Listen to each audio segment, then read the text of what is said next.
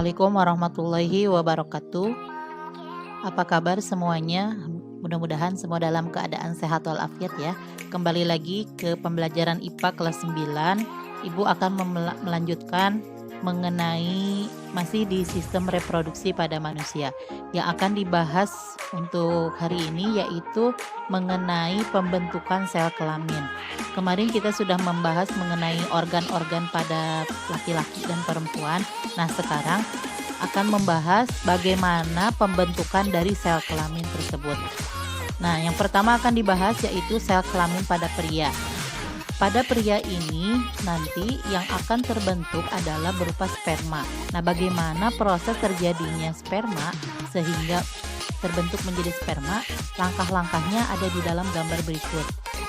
Pembentukan sperma atau biasa disebut dengan spermatogenesis. Nah, ini berarti spermatogenesis ini adalah proses pembentukan sperma yang terjadi di dalam testis. Ingat ya. Jadi sperma itu terbentuknya di dalam testis. Masih ingat di mana letaknya testis?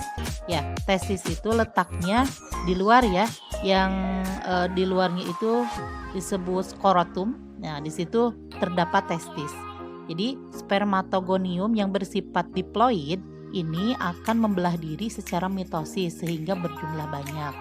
Kemudian sebagian dari spermatogonium ini akan membesar menjadi spermatosit primer. Nah, dari sini nanti dia akan menjadi spermatosit primer. Kemudian dari spermatosit primer ini akan membelah lagi menjadi dua. Yang pertama meiosis, kemudian nanti akan membentuk juga spermatosit sekunder. Nah, ini terjadinya meiosis 1 ya. Kemudian setelah itu dari meiosis 1 dia akan membelah lagi. Prosesnya disebut meiosis 2. Nah, di sini akan membentuk pertumbuhan sel sperma. Kemudian akan terjadi diferensiasi. Nah, ini sel sperma yang bersifat haploid. Jadi nanti ada istilah spermatosit primer. Jadi dia akan terus membelah diri secara meiosis ya, membentuk spermatosit sekunder. Kemudian spermatosit sekunder ini akan membelah diri lagi secara meiosis menjadi spermatid. Jadi nanti spermatid berdiferensiasi menjadi sperma. Tiap sperma memiliki jumlah kromosom setengah dari jumlah kromosom spermatogonium. Ya, ini proses terjadinya pembentukan sel kelamin pada pria. Ingat ya, terjadinya di dalam testis.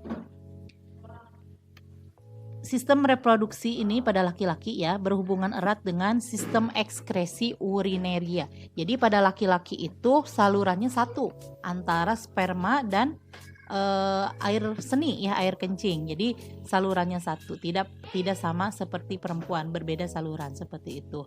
Kemudian testis ini menghasilkan jutaan sperma setiap hari mulai dari masa pubertas. Nah, ini seperti kalian ya, yang laki-laki pada masa pubertas sampai meninggal dunia. Jadi bagi laki-laki itu tidak ada istilah berhenti melakukan reproduksi sperma. Jadi spermatogenesis itu terjadi dari mulai masa pubertas sampai meninggal dunia.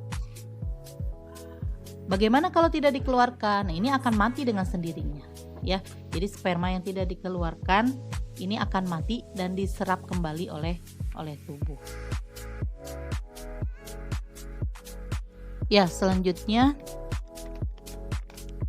pada wanita. Nah, pada wanita kemarin alat-alat reproduksinya sudah di ini ya. Sekilas Ibu akan bahas. Pada wanita ini ada ovarium kiri dan kanan. Jadi wanita itu memiliki sepasang ovarium. Nah, ovarium ini tempat terjadinya sel telur atau ovum ya.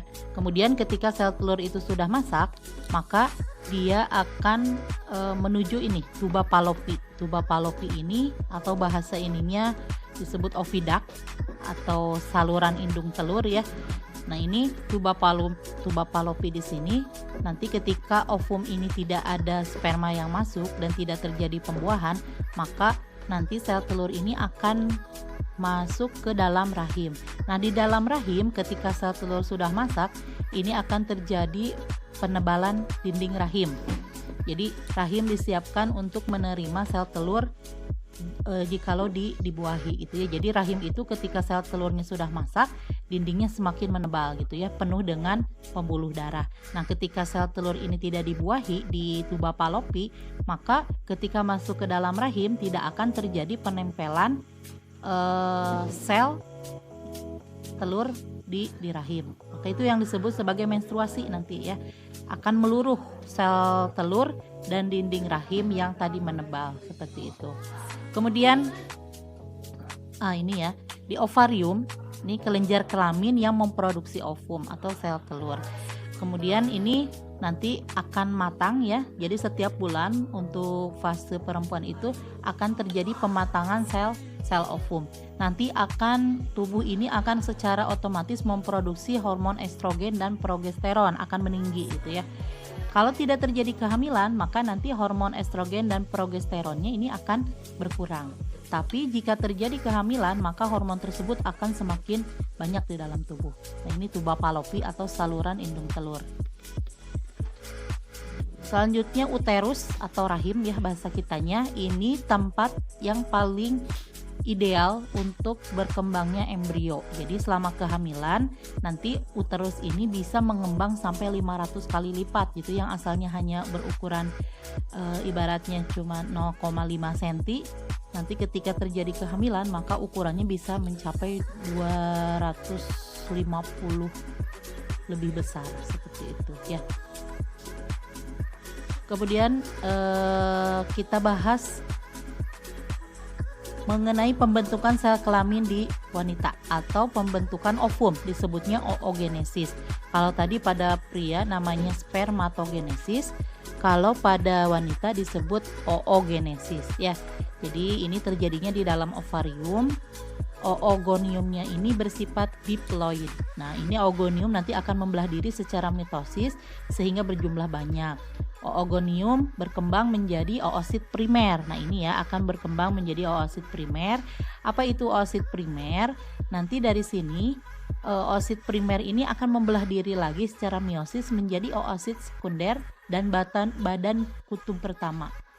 Selanjutnya, oosit sekunder ini akan mengandung kuning telur dan sitoplasma. Badan kutub pertama merupakan inti sel yang kemudian membelah diri lagi menjadi dua. Selanjutnya, oosit sekunder ini akan membelah diri secara meiosis menjadi ootid dan badan kutub kedua. Kemudian, ootid berkembang menjadi ovum yang haploid. Jadi setiap oosit primer ini akan menghasilkan satu ovum. Berbeda dengan pria tadi ya. Kalau pria dalam satu hari bisa menghasilkan jutaan sperma, tapi pada wanita ini hanya menghasilkan satu ovum di dalam 1 bulan, satu periode kesuburan gitu ya. Jadi berbeda. Jadi minimal wanita itu memiliki 2 sel ovum selama 1 bulan, dihasilkan dari yang kiri dan yang kanan seperti itu. Kemudian selanjutnya ovulasi. Ovulasi ini keluarnya ovum dari ovarium.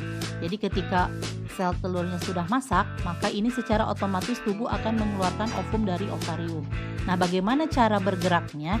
Jadi ovum ini nanti bergerak melalui saluran indung telur.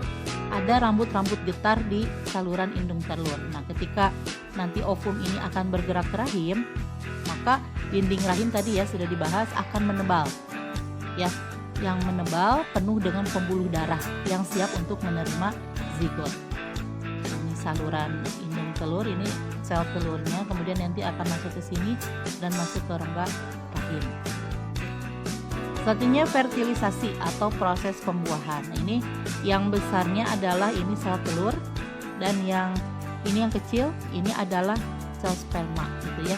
Ketika terjadi pembuahan ada sperma, maka nanti akan langsung terjadi pembelahan-pembelahan yang awalnya hanya sel telur, kemudian nanti akan berubah menjadi zigot dan yang lainnya. Ya, ini fertilisasi ya, atau proses pembuahan atau peleburan antara satu sel sperma dengan satu sel telur yang sudah matang. Jadi ketika sel spermanya sudah matang dan sel telurnya sudah matang, akan terjadi peleburan ya. Kalau misalnya tidak ada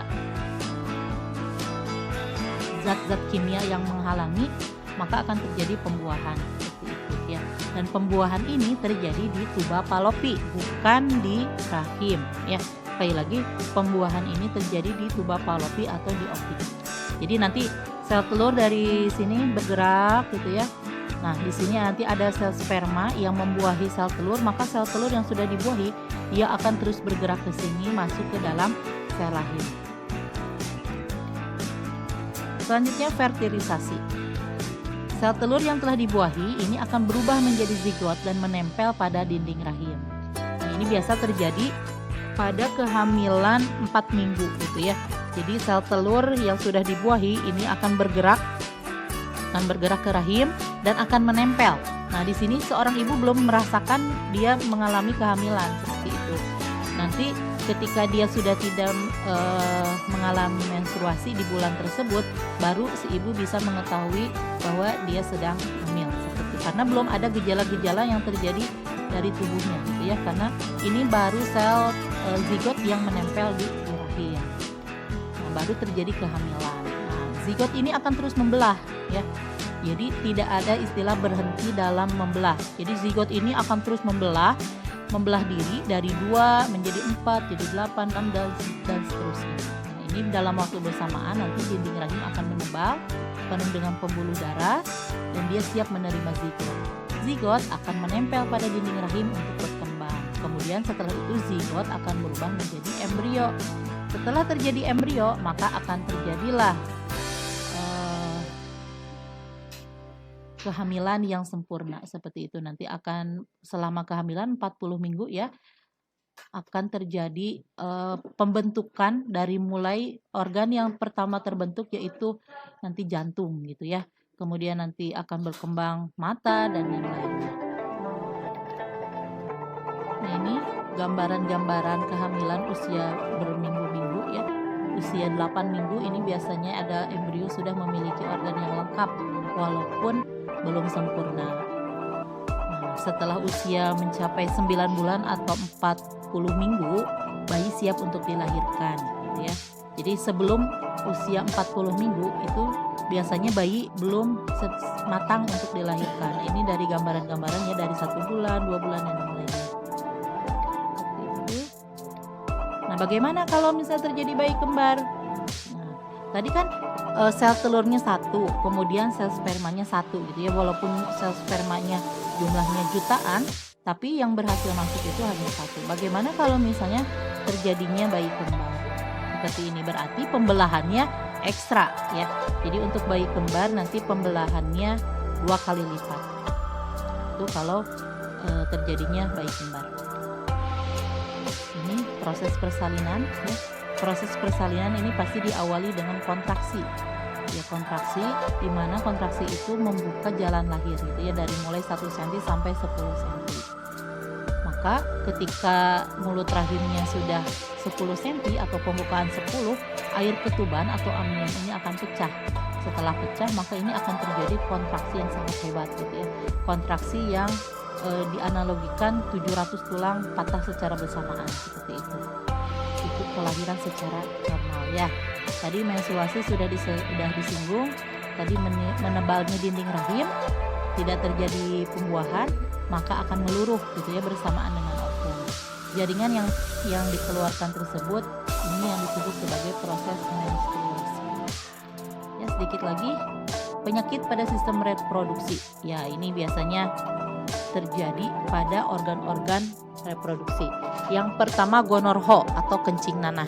Penyebabnya bakteri Neisseria gonorrhoeae. Nah, ini ditularkan melalui hubungan seksual. Ini biasanya terjadi pada laki-laki gitu ya. Tanda dan gejalanya gimana? Terdapat nanah pada ujung saluran kencing dan terasa panas terbakar saat buang air kecil. Jadi harap diingat ya, yang namanya penyakit kelamin ini tidak akan terjadi kalau misalnya tidak macam-macam. Ya, ketika seseorang mengalami penyakit kelamin, maka bisa dianalogikan sebut nanti ada hal yang yang dilakukan gitu ya, seperti itu. Selanjutnya sifilis. Sifilis ini penyebabnya adalah bakteri Treponema pallidum. Nah, ini nauzubillah ya. Jangan sampai pokoknya ya yang namanya penyakit pada sistem reproduksi itu dia kecil tapi susah untuk disembuhkan. Ketika alat organ reproduksi itu sakit, maka sulit sekali untuk disembuhkan.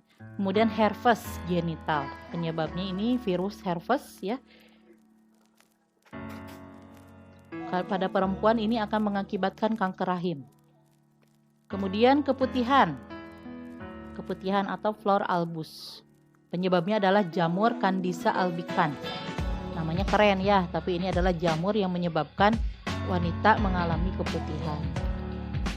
Selanjutnya AIDS ya, virus HIV ini menyebabkan hilangnya daya kekebalan tubuh terhadap penyakit karena virus ini menyerang sel darah putih. Jadi orang yang kalau udah kena HIV nanti dia bisa bertahan hidup, tapi dalam keadaan nanti sistem imunnya terus menurun sampai nanti tubuhnya itu digerogoti gitu ya, sampai tinggal tulang belulang. Selanjutnya kanker serviks atau leher rahim. Ini pada wanita terjadi di dalam organ di bagian dalam ya, kanker serviks leher rahim. Jadi hampir 95% kanker serviks ini disebabkan oleh virus human papilloma gitu ya. 33% wanita itu punya virus ini, tapi ada yang tidak aktif dan ada yang aktif gitu ya. Virus ini bisa menular dan laki-laki pun bisa tertular oleh virus ini. Seperti itu. Selanjutnya trichomoniasis. Ya. Itu sekilas mengenai penyakit-penyakit yang terjadi pada sistem reproduksi ya.